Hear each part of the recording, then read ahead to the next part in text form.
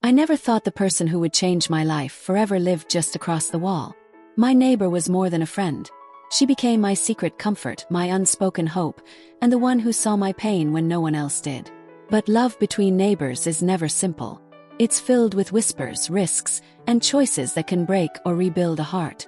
This is the story of how my neighbor's love turned my world upside down, in ways I never imagined. When I look back now, it feels almost unreal how something so ordinary could turn into something that changed my life. At that time, my world was simple, almost painfully quiet. I lived in a small rented apartment, the kind of place where walls were thin and sounds carried easily. I had recently moved there after finishing school, trying to start fresh in a new city. Everything felt uncertain: my job search, my studies, even my future. I didn't know where I truly belonged. Most evenings, I would sit by my window, listening to the city's noise outside. Cars honking, children playing, the occasional sound of laughter from a nearby home. But my apartment itself felt silent, almost too silent. I remember telling myself, this is just a phase. Things will get better. Still, loneliness hung heavy in the air. That was when I first noticed my neighbor. She lived in the apartment right next to mine. The first time I saw her was in the narrow corridor outside our doors. She was carrying grocery bags, struggling a little with the weight. I offered to help, and she gave me a smile that felt warmer than anything I had experienced in weeks. That smile, it wasn't just polite. It was the kind that made you feel seen. Her name was Sarah. She was only a little older than me, maybe 2 or 3 years. She worked in a nearby office and often returned home late in the evening. From the beginning, there was something different about her presence. Even in a simple t-shirt and jeans, she carried herself with grace, with a kind of energy that made the hallway feel brighter whenever she walked by. First, our conversations were short. Just greetings, small comments about the weather or about the noise in the building. But slowly they began to grow. I learned that she lived alone too.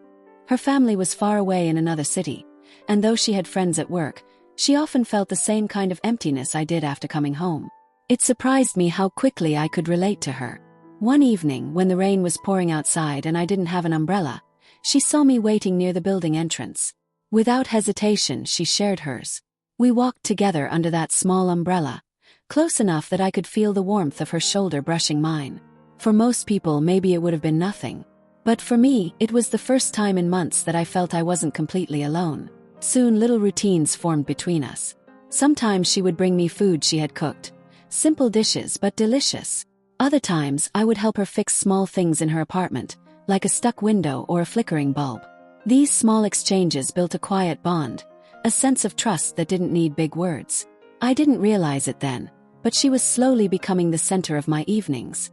The moment I heard her footsteps outside or her key turning in the lock, I would feel a strange comfort, as if the world wasn't so empty anymore. There were also unspoken things I noticed. For example, when she laughed, her eyes sparkled in a way that made me forget my own worries. When she was tired from work, she would lean against the doorframe while talking to me, and her exhaustion felt so human, so real. In her presence, I didn't feel the need to pretend to be stronger than I was. One night, we ended up talking for hours in the corridor, sitting on the cold floor with mugs of tea in our hands. We shared stories of our childhoods, our dreams, and even our fears. I told her about my struggles with studies and how I worried I wasn't good enough to succeed in the city. She listened with genuine care, not judging, just understanding.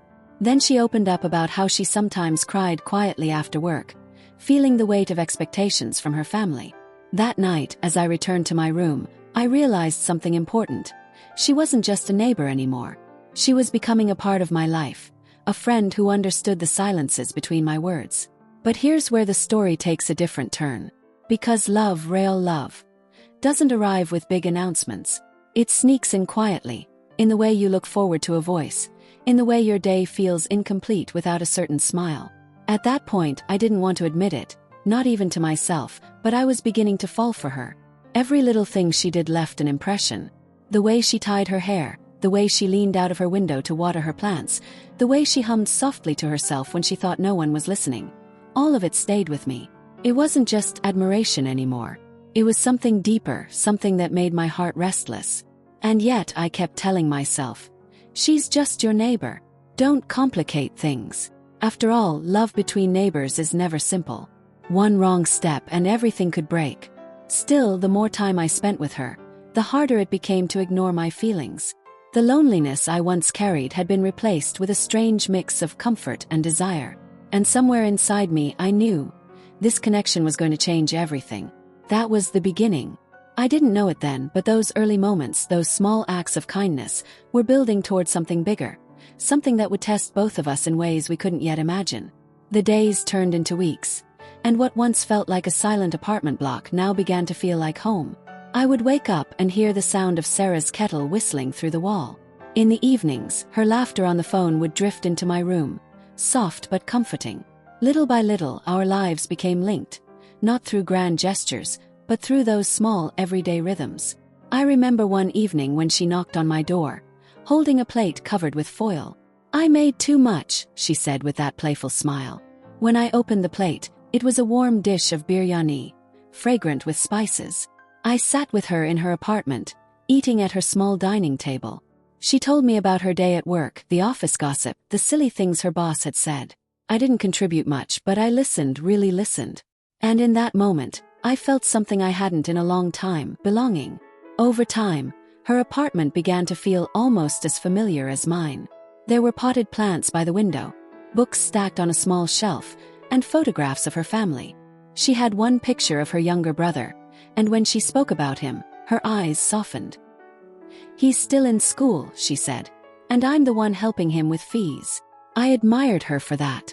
It wasn't easy living alone, working and carrying responsibilities. But alongside admiration, something else grew inside me. I found myself waiting for her messages, checking the time, wondering when she'd come home.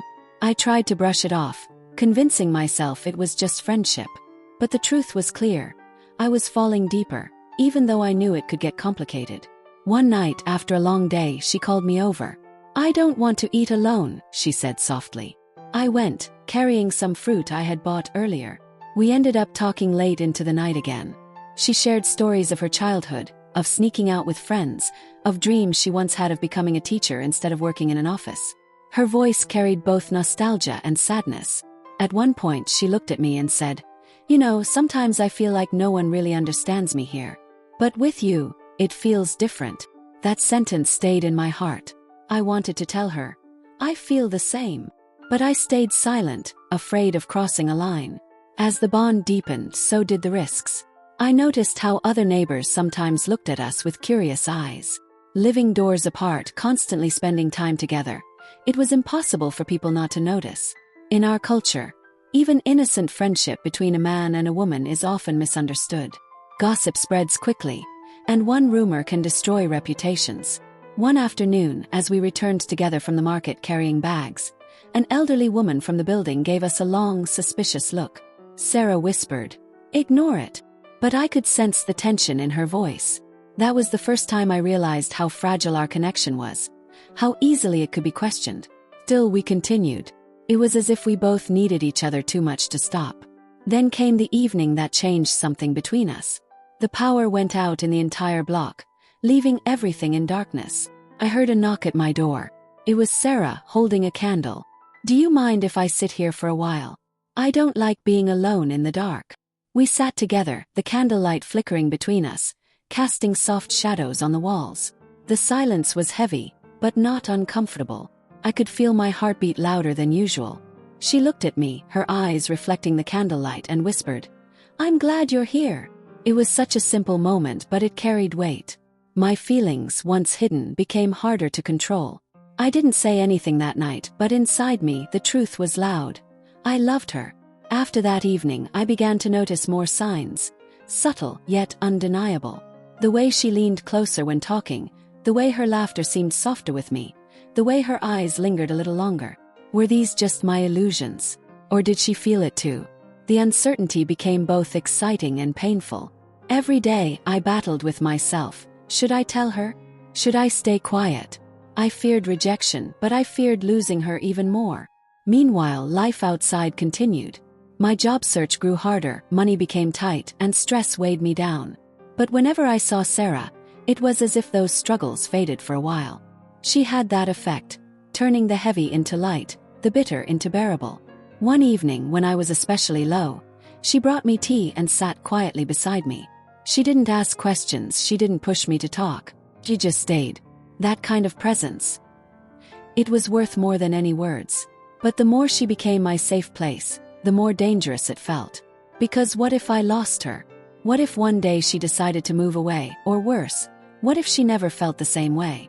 That fear sat deep inside me, even as I smiled in her company. And so, in those days, my life began to change. Slowly, almost silently. A lonely apartment turned into a space filled with laughter and late-night talks. A neighbor turned into a companion, and a companion into something more. What I didn't realize, however, was that this closeness was the beginning of a storm. Because when love grows in silence, it always reaches a point where it demands to be spoken, or risks being destroyed. That moment of choice was coming closer, and neither of us could escape it. The bond between Sarah and me was no longer something small or casual. It had become a quiet rhythm of life. Our evenings often blended together, our laughter spilling through the walls of our apartments. She was no longer just a neighbor, not even just a friend. She was a part of me, a part of every plan, every thought, every feeling. But as life often teaches, when something feels too perfect, there is always an unseen shadow waiting to test it. Started with small things. One evening, Sarah received a call while we were sitting together. I watched her face change as she spoke. Her voice grew softer, almost careful, as if she didn't want me to hear too much. When she ended the call, she smiled quickly, but it didn't reach her eyes. "Just a friend from work," she said. I told myself not to overthink, but I couldn't ignore the way my chest tightened. For the first time I felt jealousy. Until then, she had been the center of my little world, and I believed, perhaps selfishly, that I was the same for her. That phone call, that half-hidden smile, made me question everything. In the following days, I noticed other details. She seemed busier, often rushing home later than usual. She laughed more at her phone screen, sometimes typing quickly before slipping it into her bag. Each time I tried to ask casually, she would wave it off with, "Just work stuff." I wanted to believe her, but inside me doubt grew. At the same time, the building itself seemed to notice us more. The neighbors had their eyes on us. A man living 2 floors below once stopped me in the staircase and said with a smirk, "You and Sarah are very close, huh?" His tone was not kind. It was loaded with implication. That night I couldn't sleep. I lay in bed thinking, what if people start talking? What if rumors spread? In our society, words are sharper than knives. One rumor can destroy trust, respect, even futures. But then, the next evening, Sarah knocked on my door, holding a bag of food.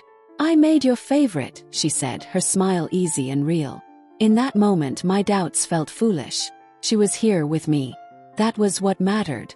Still, the cracks were forming. One Sunday, she invited me to help rearrange her living room. We spent hours shifting furniture, laughing when we got stuck moving the heavy sofa. Afterward, we sat on the floor, exhausted but happy.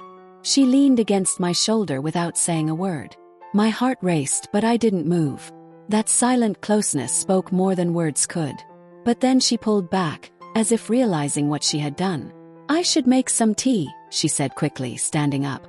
That sudden distance hurt more than I expected. It was becoming clear that what we shared had moved beyond friendship, but neither of us dared to name it. Perhaps we both feared that once spoken, everything would change, either beautifully or disastrously. The tension grew sharper one evening when she introduced me to one of her colleagues, a man named Imran, who dropped her home. I happened to be standing at the building entrance when they arrived. She smiled, thanked him, and waved goodbye.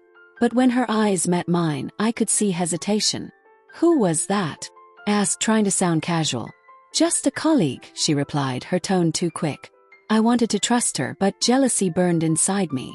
I hated the way it made me feel, suspicious, insecure, unlike myself. That night, I avoided knocking on her door, even though I longed to see her. The next day, she came to me instead. "Are you upset?" she asked softly. I shook my head. "No, just tired." She studied me for a moment, then said, "You don't have to worry. You're important to me." Her words should have comforted me, but they left me more confused. Important. What did that mean? Friend? A neighbor? Something more? It was in these gray areas that tension grew. And yet, despite the doubts, I couldn't pull away. Every small moment with her still lit up my world. The way she laughed at silly jokes, the way she cared when I was sick, the way she made ordinary evenings feel special. but the outside world was closing in. One afternoon, as I came back from the market, I overheard two neighbors whispering near the staircase.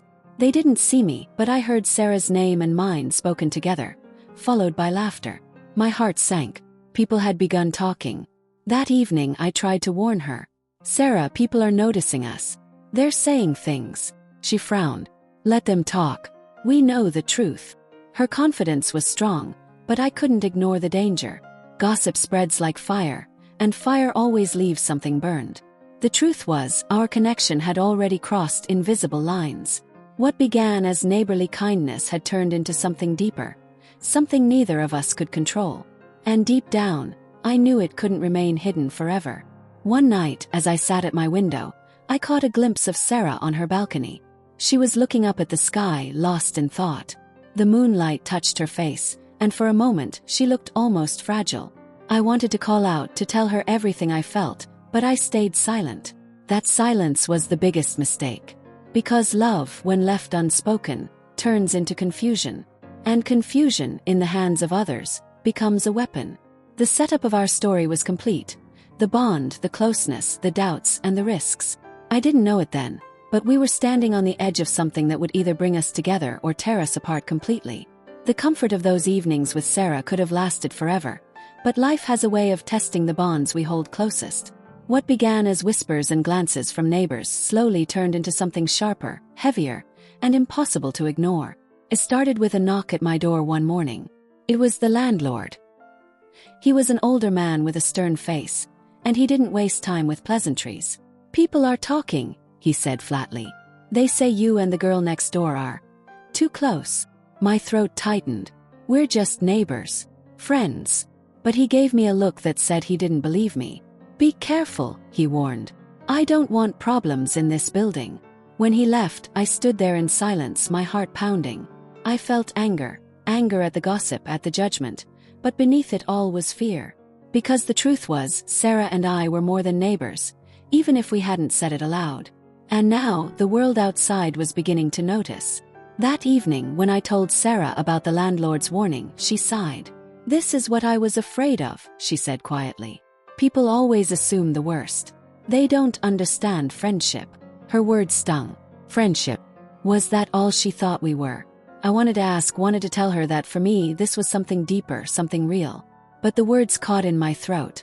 Instead I said, "Maybe we should be more careful." She nodded, but I could see the sadness in her eyes. That sadness haunted me. Days passed and the tension grew. We still met, still shared meals and laughter, but something had shifted. There was a weight between us, unspoken but heavy. I noticed the way she glanced around when we walked together, the way she pulled her hand back quickly if it brushed against mine in public. It hurt, though I tried not to show it. And then came the day that changed everything. It was a Friday evening. I had just returned from a failed job interview, feeling drained and hopeless. As I walked up the stairs, I saw Sarah standing outside the building talking to a man. It was Imran, the colleague she had once introduced me to. He was leaning close, saying something that made her laugh softly. Jealousy surged through me like fire.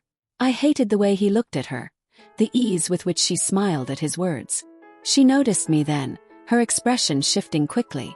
"This is Imran," she said, as if reminding me. He was just giving me a ride home. I forced a polite smile, but inside my chest felt heavy. Imran shook my hand with a firm grip, his eyes sharp. Something in his look made me feel small, like an outsider. When he left, I asked her quietly, "Do you trust him?" She frowned. "He's a friend."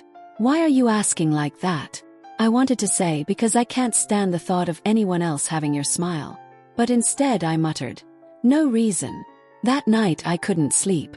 I kept replaying the scene in my head, the way she laughed with him, the way she defended him. My mind twisted every detail, turning it into proof that I was losing her. Over the next week, I noticed her mentioning him more often. "Imran helped me with a project today." Imran said something funny at work. Each time, her words cut deeper, though she didn't mean them to. I tried to hide my jealousy, but it slipped out one evening when she brought up his name again. "Why do you always talk about him?" I asked, sharper than I intended. She looked at me, surprised. "Because he's my friend." "Why does that bother you so much?" I hesitated, then said, Because I care about you." The silence that followed was heavier than any words. She looked away, her hands tightening around her teacup. Finally she said, "You're my closest friend here. Don't ruin that with complications." Her words cut deeper than any gossip ever could. Friend. That was the wall she had built, and I didn't know how to break through it.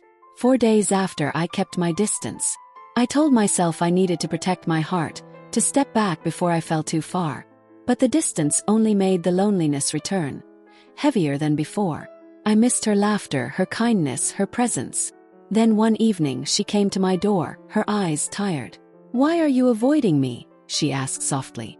I wanted to tell her everything, that I was in love with her, that I couldn't bear the thought of losing her to someone else. But instead I said, "Because I don't know what we are." She didn't answer right away. Then, almost in a whisper, she said, "Neither do I."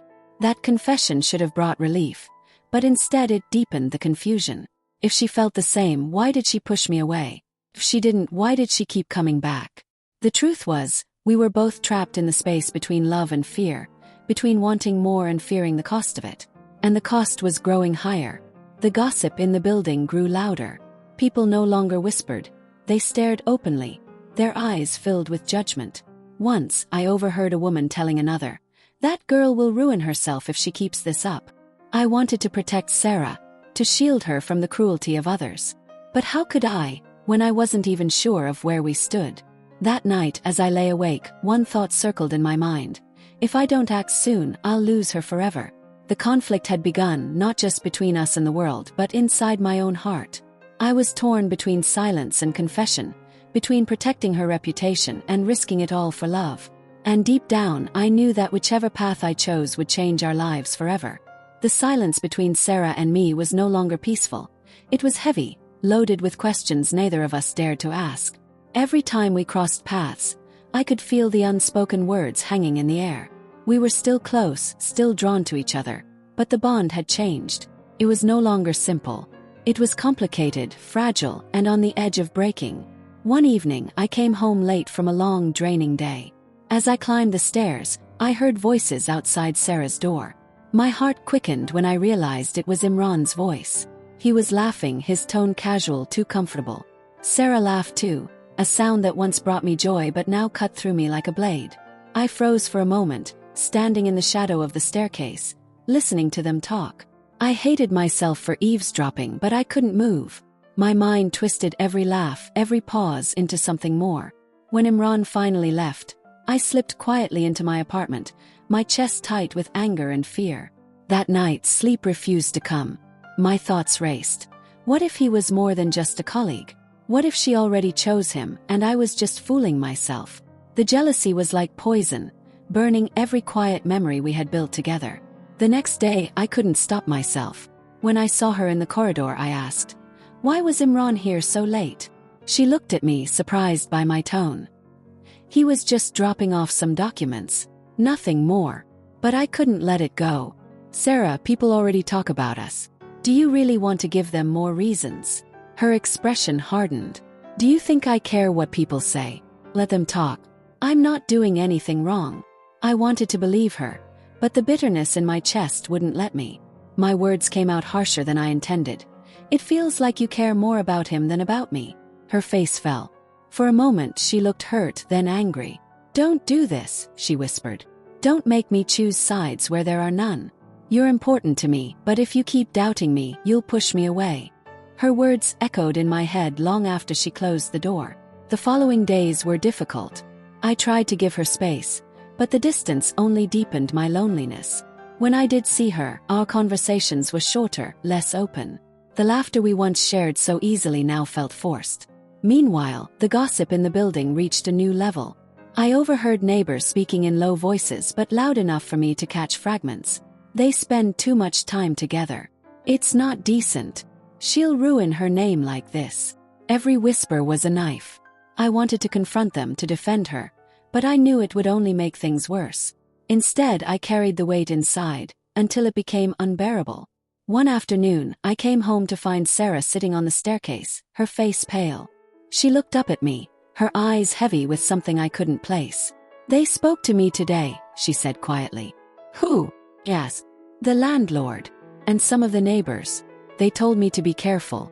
They said people think we're in a relationship. Her voice cracked on the last word, and I felt my chest tighten. I wanted to tell her, yes, we are. Or at least I want us to be. But fear held me back. Instead, I sat beside her in silence. Finally, she whispered, maybe we should stop spending so much time together. Just until things calm down. Her words hit me harder than I expected. Is that what you want? Asked my voice low. She looked at me, her eyes filled with pain. It's not what I want. It's what I think we need.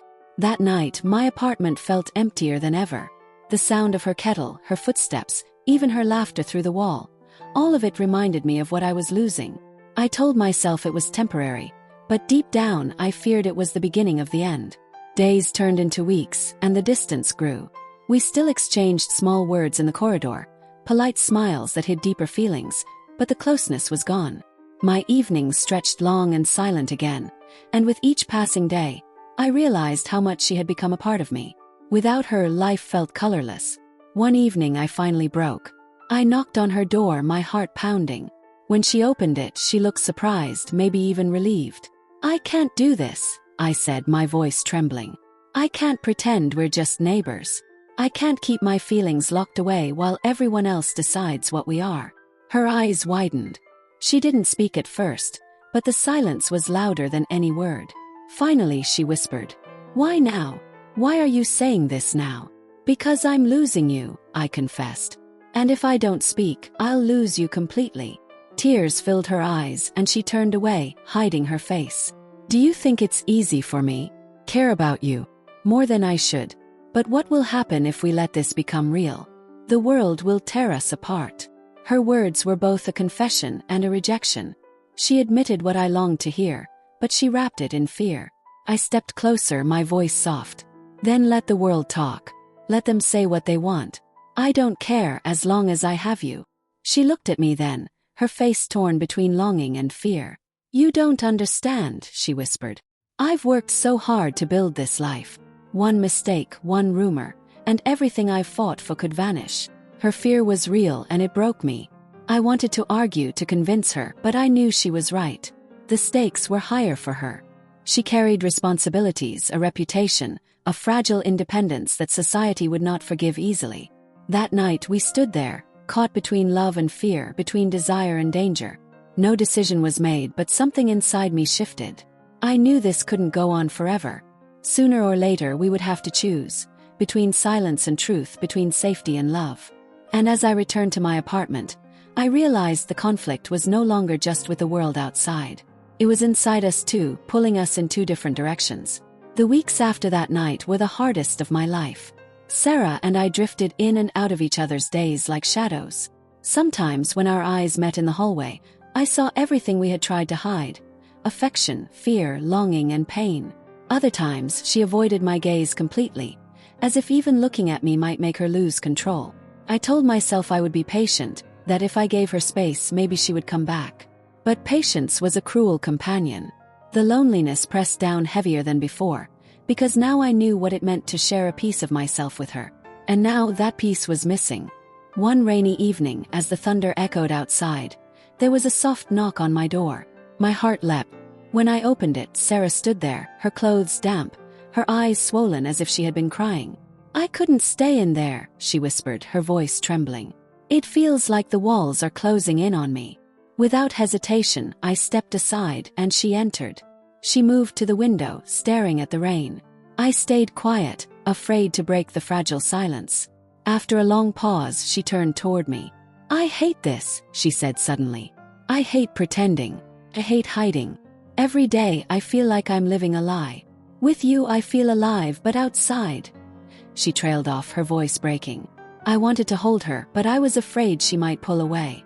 Sarah, I said gently, you don't have to do this alone. Whatever you're afraid of, we can face it together. Her eyes filled with tears, and finally, she let herself collapse into my arms. The warmth of her body against mine was everything I had been craving. She whispered into my chest, I'm so tired of being strong. We stayed like that for a long time, just holding on to each other while the storm raged outside.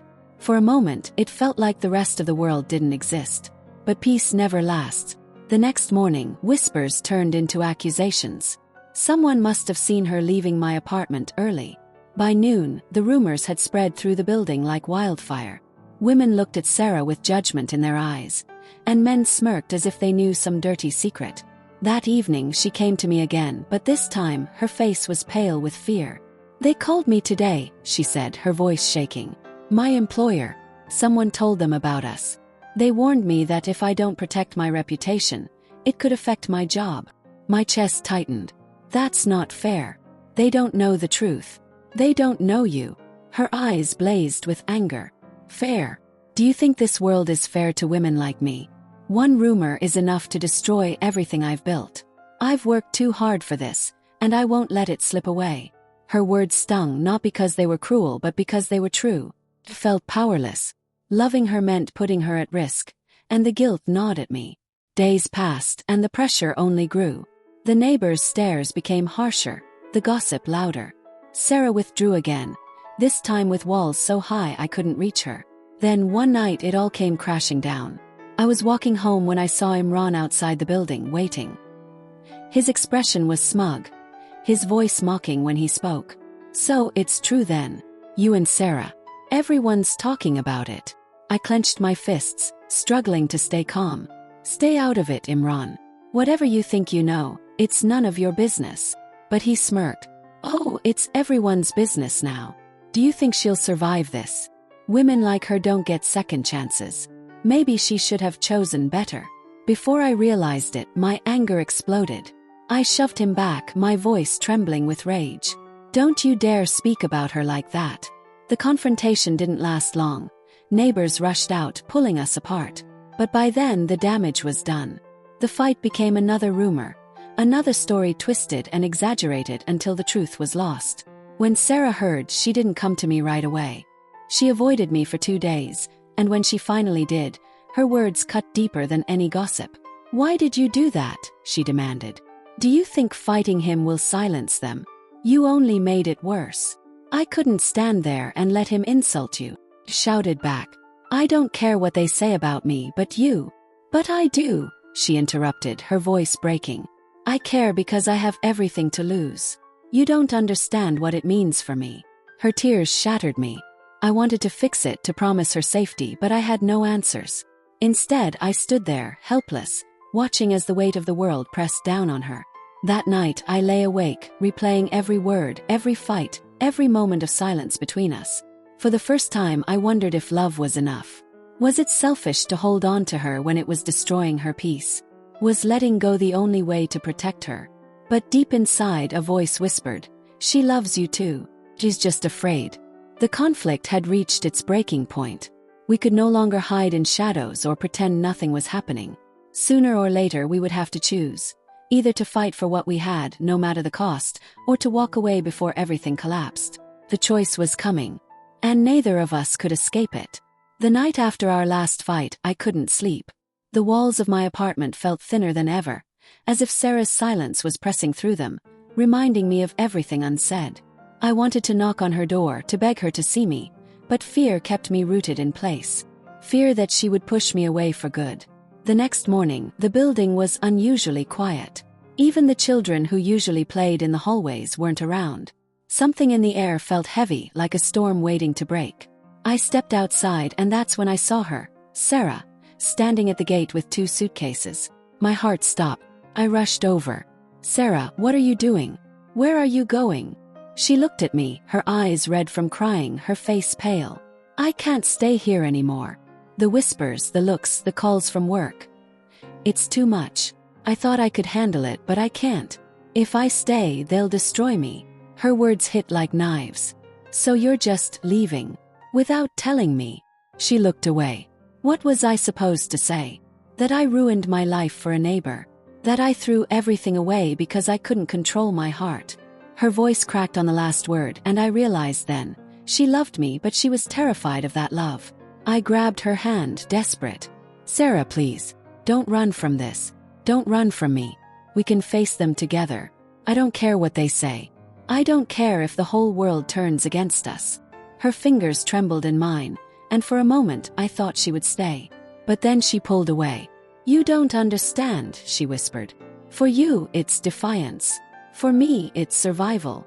Her taxi pulled up, the driver loading her bags into the trunk.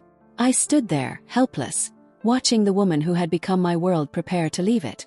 My chest ached with every breath.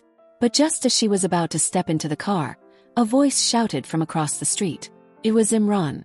"So it's true then," he yelled, his face twisted with anger and satisfaction. "Running away with your lover. Do you think people won't know? Do you think you can hide?" A crowd began to gather, neighbors peeking out from their doors and windows. My stomach dropped. This was the moment we had both feared, our private lives dragged into the open. Sarah froze, her hands shaking. I moved in front of her instinctively, shielding her from his venom. "Enough, Imran. Haven't you caused enough damage? Leave her alone." But Imran sneered, raising his voice so everyone could hear. "Leave her alone. She's the one sneaking into your flat at night. She's the one disgracing this building, this community. And you," he jabbed a finger at me, "you think you're some kind of hero, but you're just a fool. A woman like her will destroy you." The words burned. Not because they were true, but because the crowd listened, nodding, whispering, feeding on his poison. Sarah clutched my arm, her voice trembling. "Please stop. Don't fight him. Don't make this worse." But something inside me snapped. I turned to the crowd, my voice louder than I thought possible. "Enough. You think you know her. You think you know us. Don't. You only know your gossip, your whispers, your lies. But I know her. I know her kindness, her struggles, her sacrifices. She is more than your rumors. She is more than your judgment." For a moment, silence hung in the air. Sarah's eyes widened, filled with shock and fear. Imran's smirk faltered. The crowd shifted uneasily, some avoiding my gaze. But just as quickly, the silence broke with harsh laughter. Someone muttered, "Lover's drama," and the tension turned into a storm of voices. Sarah pulled at my sleeve, desperate. "Please, let's go. Before this gets worse."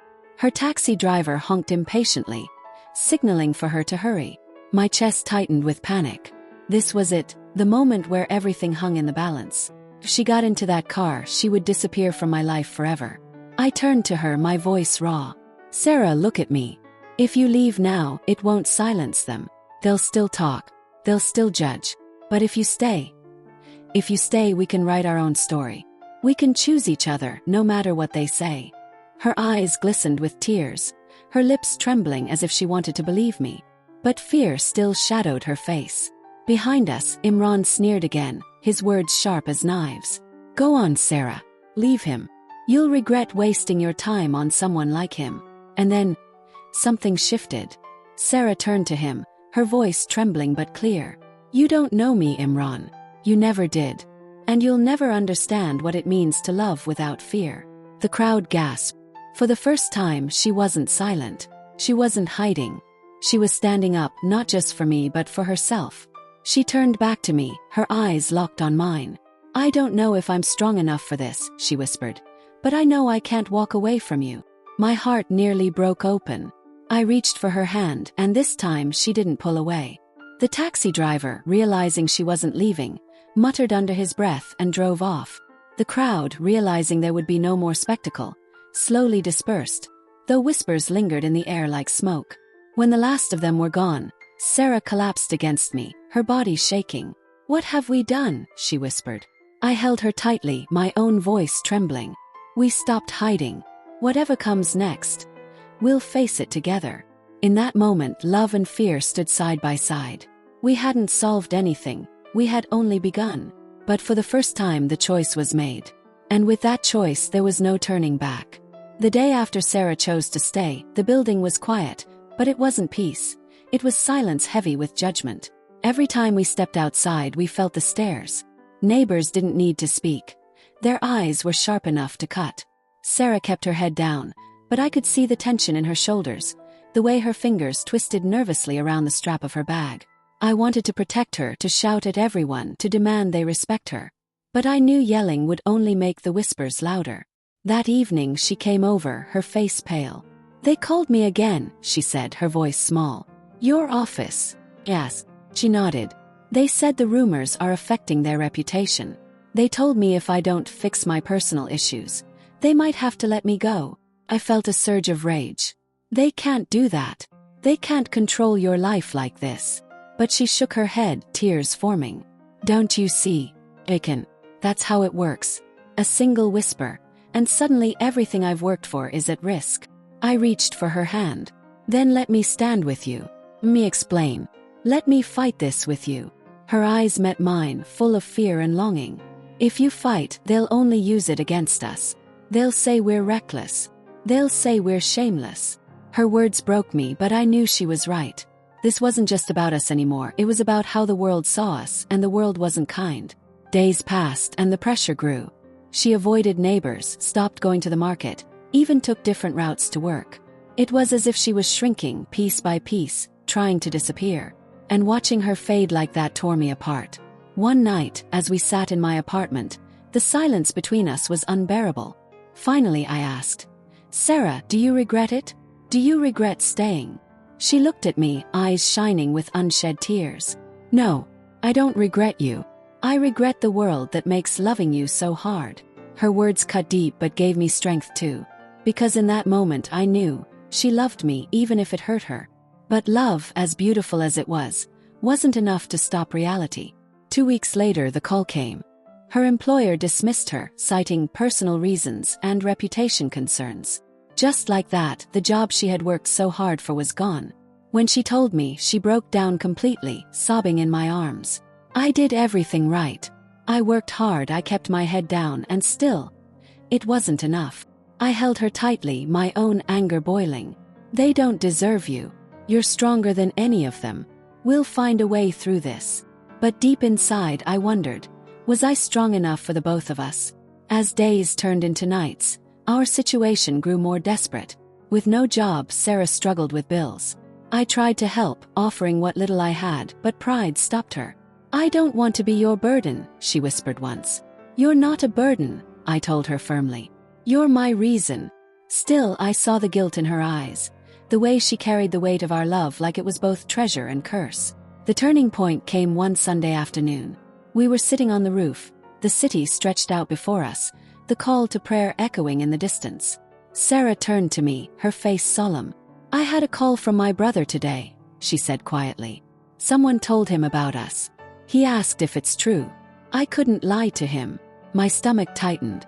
What did he say? She hesitated, then whispered. He told me I've shamed the family. He said I should leave you if I care about them at all. Her words sank like stones. Family, her anchor, her duty, her love. I knew how much they meant to her. Asking her to choose between me and them was cruel. I reached for her hand. And what did you tell him? She looked at me with eyes full of conflict. I told him. I don't know yet. Those words pierced deeper than any insult from neighbors or colleagues. Because for the first time I realized she was standing at a crossroads, and I might not be the path she chose. That night I couldn't sleep.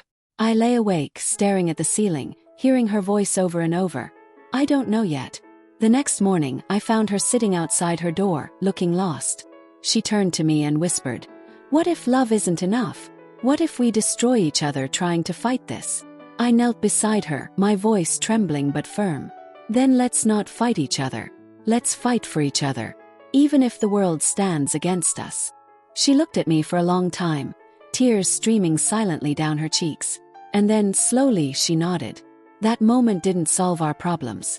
The neighbors still whispered. Her family still pressured her. The world still judged us. But something inside both of us shifted. We weren't running anymore. We had chosen each other. And with that choice, the battle ahead only grew fiercer.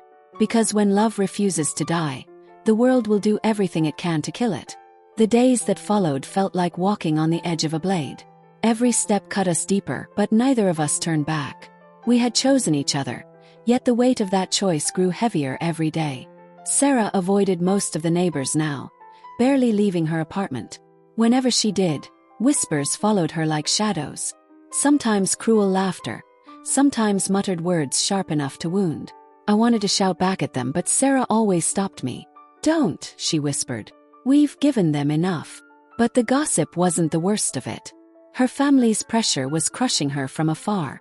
Phone calls at midnight, angry voices demanding answers. Her brother called again, louder this time, his words like hammers. "You've brought shame on us," he said. "You need to end this. Pack your things and come home before it's too late." I wasn't on the call, but I heard her sobs through the wall. Later that night, she came to me, eyes swollen, hands shaking. "They want me back," she whispered. "They said if I don't leave you, they'll cut me off forever. No support, no family, nothing." My chest tightened. "Sarah, you don't have to go back. You're not alone. You have me." Her voice broke. "But what if that's not enough? What if one day you wake up and regret all of this? And I'll be left with nothing, not even a family to turn to." Her words cut deep because I couldn't promise her what the future held. All I could promise was my heart. And I gave it over and over, even when it felt like it wasn't enough. The breaking point came one Friday evening. We were returning from a quiet walk when we saw him, her brother, standing outside the building. He had come in person. Sarah froze, her face drained of color. He stormed toward us, his voice thunderous. "So it's true. You've destroyed yourself, Sarah. Do you have no shame? Living like this with him?" Sarah trembled, clutching my arm. I stepped forward, trying to stay calm. "Please don't talk to her like that. You don't know what you're saying." His eyes flared with rage. "And you," he pointed at me with fury. "You're the reason she's disgraced. You've poisoned her, ruined her." "I should." Before he could finish, Sarah's voice rang out, louder than I had ever heard before. "Stop!" The silence that followed was sharp. Everyone in the street froze, watching. Neighbors peered out their windows. Even the children playing nearby fell quiet. Her brother stared at her in shock, as if he couldn't believe she had raised her voice. But Sarah didn't stop. Her words came out trembling but strong. "I'm tired of hiding. I'm tired of living my life for everyone else. You talk about shame, about family, about honor, but what about me? What about what I want? What about the life I choose?" Tears streamed down her cheeks, but she didn't look away. "Yes, I love him. I won't deny it anymore. And if that makes me a disgrace in your eyes, then so be it. But I won't let you or anyone else decide my life for me." Gasps rippled through the onlookers. Her brother's face twisted with rage and disbelief. For a moment I thought he might strike her. I stepped closer, ready to shield her if he did. But instead he spat on the ground and said coldly, "Then you are no sister of mine." With those words, he turned and walked away, leaving Sarah shaking in the middle of the street. The neighbors whispered louder than ever, but Sarah didn't seem to hear them. She collapsed against me, her body trembling. "What have I done?" she whispered. I held her tightly, my own voice breaking. "You chose yourself. You chose us. And no matter what happens, I'm here." That night, she stayed with me, too broken to return to her empty apartment. We didn't speak much. We didn't need to. The silence was heavy, but it was ours. The next few days were unbearable. Word spread quickly. Her brother had disowned her, and the neighbors whispered about it with cruel satisfaction. Some avoided her completely, others openly mocked her. She walked with her head down, her steps slower, her shoulders bent as if carrying the weight of the world. I tried to lift her spirits, to remind her of her strength, but some nights I caught her staring out the window, her eyes lost and empty. One evening I asked softly, "Do you regret it?" She turned to me slowly, her voice barely a whisper. "Sometimes. Not because of you. Never because of you. But because love shouldn't cost this much." Her words pierced me. I wanted to tell her that one day it would all be worth it, that the world would stop judging, that life would get easier. But deep down I wasn't sure. And yet, despite the pain, despite the loss, despite the endless whispers, we still had each other. We still found moments of light in the darkness. Cooking together, sharing tea on the balcony, laughing quietly about nothing. Those small pieces of normalcy became our lifeline. The climax wasn't a single moment. It was every day, every choice, every battle against a world that wanted us apart. It was Sarah standing tall even when her voice shook. It was me refusing to let her walk alone, even when the path was filled with stones. We hadn't won. Not yet. But we hadn't lost either. And sometimes, survival itself is a kind of victory. As I held her one night, her head resting on my shoulder, she whispered, "Promise me something." "Anything," I said. "Promise me that even if the world turns against us, you won't." I kissed her forehead gently. "I promise." And in that moment, with the world still burning around us, our love burned brighter. The weeks after Sarah's public stand felt like stepping into a new life, one we hadn't chosen but one we now had to endure. The storm outside had quieted a little, but the echoes remained. Neighbors still whispered when we passed, some with pity, some with disgust, and a rare few with quiet admiration. Sarah had lost her brother, maybe her entire family, and yet she walked forward. Her steps were slow, cautious, but still steps. She spent most of her time in my apartment now, leaving her own almost abandoned. Sometimes I'd catch her sitting on my couch, staring at the window, her face unreadable. One night, as the rain tapped gently against the glass, she finally spoke. "Do you ever wonder," she whispered, "if we ruined everything by falling in love?" Her question didn't surprise me. I had asked myself the same thing 100 times, though never out loud. I took her hand gently. Maybe we ruined what people expected of us. Maybe we broke the rules they wanted us to follow. But what we have? How can love ever truly be a ruin? She gave me a tired smile. "You always know how to make it sound better. But sometimes I just feel lost. Like I don't belong anywhere anymore." Her words ached in my chest. She had given up so much for me, for us. And now she was drifting in a sea of uncertainty, searching for a shore she couldn't see. I leaned closer. "You belong with me. Wherever we go, whatever happens, you'll always belong with me." For the first time in weeks, her smile reached her eyes. It was faint, fragile, but real. Life didn't magically fix itself. Bills piled up, jobs demanded attention, and the whispers of society never truly disappeared. But in the middle of all that, Sarah and I built our own quiet world. We cooked dinner together, shared laughter over silly things, and held each other through the nights when the loneliness felt too heavy. There were moments of joy too. Small, fleeting, but powerful. One morning I found Sarah on the balcony, her face turned toward the rising sun. She looked peaceful, almost radiant. "What are you thinking about?" I asked softly. She turned to me, her eyes glimmering. "I'm thinking, maybe we're stronger than I thought. Maybe love isn't about avoiding pain. It's about surviving it together." Her words stayed with me. They became our truth. Months passed, and slowly, the storm settled into silence. The neighbors grew tired of gossiping, moving on to newer scandals. Some even softened toward us, offering polite greetings in the hallway. It wasn't acceptance, not really, but it was better than constant judgment. Sarah's brother never returned. Her family never called again. That wound remained open, but over time, it hurt less sharply. It became a scar instead of a bleeding cut. One evening, we decided to visit the park where it had all started, the place where Sarah and I had first shared quiet conversations as neighbors, before everything changed. The park was nearly empty, the air cool and calm. We sat on the same bench where we had once spoken awkwardly, nervously, hiding the feelings we were too afraid to confess. Sarah ran her fingers over the wooden seat, smiling faintly.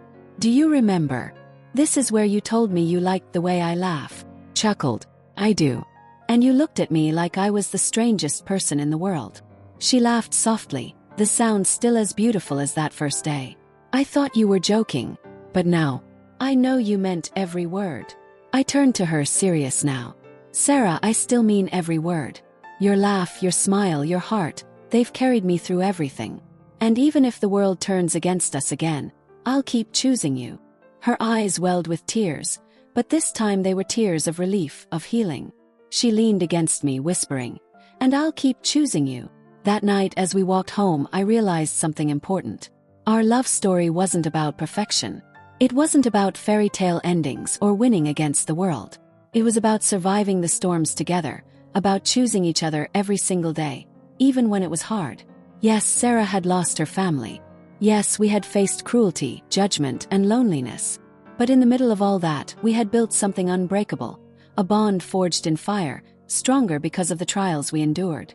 And maybe, just maybe, that was enough. Months later, I watched Sarah begin to blossom again. She enrolled in an evening class she had always dreamed about, something she had once been too afraid to pursue. She laughed more freely, smiled more often, and carried herself with quiet strength. One evening, as she returned from class, she placed her hand in mine and whispered, "Do you know why I can do this now?" "Why?" "Yes. Because you believed in me when no one else did. Because you reminded me that I was worth choosing. Her words filled me with a warmth I couldn't describe. All the pain, all the loss, all the battles. It felt worth it in that moment. 'Cause she was free. And we were together. The resolution of our story wasn't about erasing the past. The scars remained, the losses remained, and the memories of painful nights would never vanish. But alongside those scars grew something else: hope. Hope that love, even when tested by fire, can survive. Hope that two broken souls can build something whole together. Hope that the future, though uncertain, could still be beautiful. One night, as we sat on the balcony watching the stars, Sarah rested her head on my shoulder and whispered, "You know, I used to think my life ended when I lost my family. But now, I realize it began when I found you." Her words were the final piece I needed. Because in that moment I knew the truth. Our love wasn't a tragedy. It wasn't a mistake. It was a rebirth. A new beginning. And as long as we had each other, the world could whisper all it wanted. We had already won. If this story touched your heart, remember, sometimes love arrives from the most unexpected places, even just across the wall. Have you ever experienced a moment where someone close, maybe even a neighbor, changed your life forever? Share your thoughts in the comments because your story might inspire someone else. For more emotional English stories about love, struggle, and hope, don't forget to like, subscribe, and stay connected. Every week, we bring you new journeys that speak to both your heart and your soul.